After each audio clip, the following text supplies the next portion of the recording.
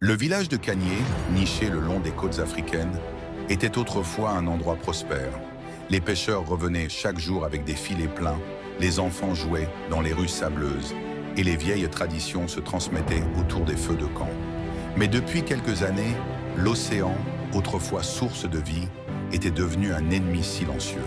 Chaque marée semblait emporter un peu plus de la terre. Au début, ce n'étaient que des plages qui disparaissaient.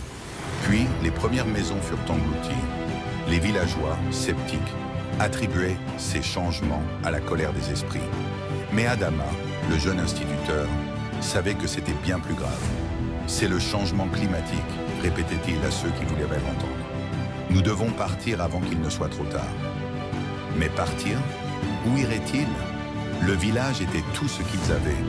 Les souvenirs de leurs ancêtres étaient gravés dans chaque pierre, chaque arbre. La vieille Fatou, qui avait vu grandir 3 générations, refusait de quitter sa maison. Un jour, l'eau monta plus vite que jamais.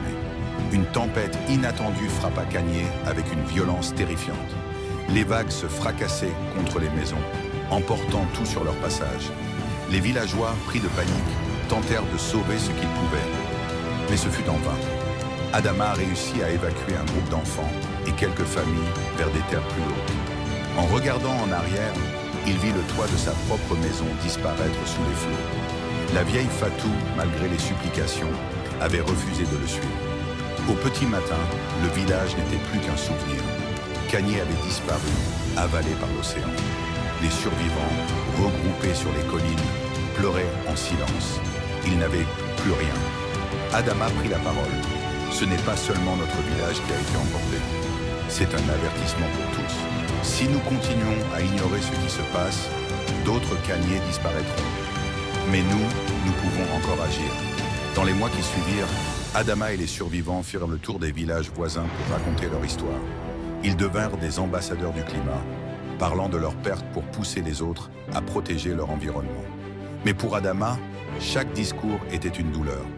Kanié vivait toujours dans son cœur, comme une plaie ouverte. Chaque larme qu'il versait semblait se mêler à celle de l'océan, devenu un cimetière silencieux pour son village bien-aimé.